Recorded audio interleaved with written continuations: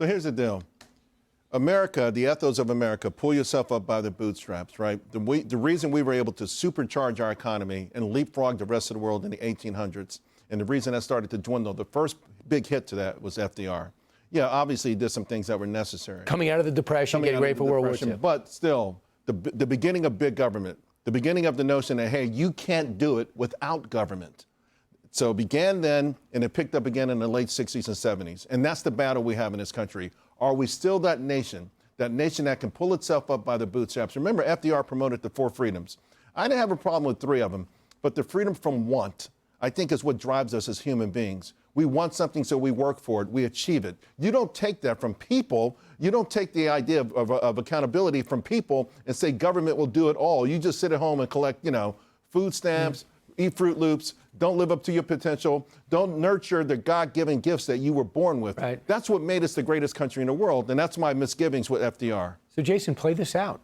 If he does want to do these socialist programs, rebalance money and make sure that all these social programs, free daycare, free buses, freeze the rent, how's that going to work? The math is not going to work. Well, look, picking up on what we're hearing from this meeting today and following up on what Charles Payne was saying, it's what Abraham Lincoln said. You don't make a weak man strong by making a strong man weak.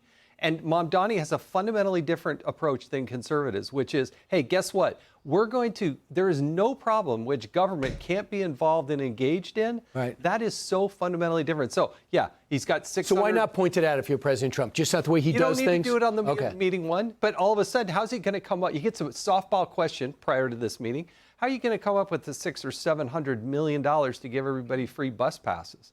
Well, we'll figure out how to fund that later. How are you going to do the grocery stores? How are you going to take that over? How are you going to push out all the billionaires? All those campaign promises. Donald Trump, I'm telling you, it's a masterclass in working with people, but Mamdani is the one that set the bar so high, there's no way he can achieve it. Don't move. I want to go out to Jackie Heinrich, who's asking those great questions right in the Oval Office moments ago. She was in the room. Jackie, your impression of the get-together we all witnessed? It was a surprise to see those two getting along as well as they did. A couple of times I asked the mayor-elect a tougher question, and the president almost helped him dodge it. Take a listen to one of them. I want to ask the mayor-elect about a House resolution just passed overwhelmingly to condemn socialism, including with 86 Democrats, all of House Dem leadership, and the Minority Leader, Hakeem Jeffries, despite his endorsement of you. What's your reaction to that? I have to be honest with you, I focused very little on resolutions. Frankly, I've been focusing... Socialism. I understand. I think the focus is on the work at hand. I can tell you I am someone who is a democratic socialist. I've been very open about that. And I know there might be differences about ideology, but the place of agreement is the work that needs to be done to make New York City affordable. That's what I look forward to.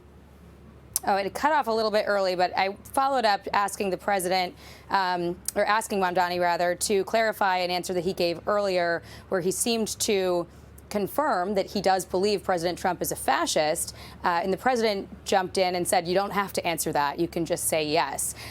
There were substantive conversations, we are told, about crime and public safety and how the two sides can work together. The president said that regular folks would be surprised at how much they do agree on.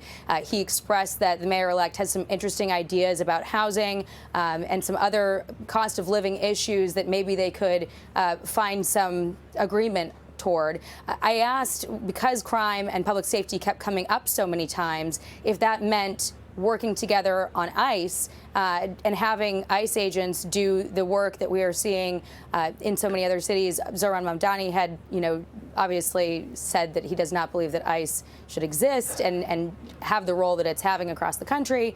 And he said in his answer that there are, I believe, 173 areas of serious crimes in which they will work together. So that was interesting.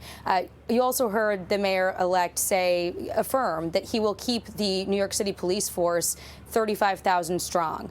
And that was significant. And the president multiple times seemed to downplay the idea that maybe they would not be able to work together despite all of this fiery rhetoric on the campaign. You hear President Trump routinely call Mamdani a communist. You routinely hear Mamdani talk about how his administration is going to be a nightmare for the president, but there was not that tension in the room. They were clearly trying to find ways to move forward together, and President Trump also made clear that this is, about New York City, the city where he, built his life and career, has a lot of love and affection for. He even said that one day, he longed to be the mayor of New York City. That's how much he loves that city, and so he's wishing Mamdani a lot of success.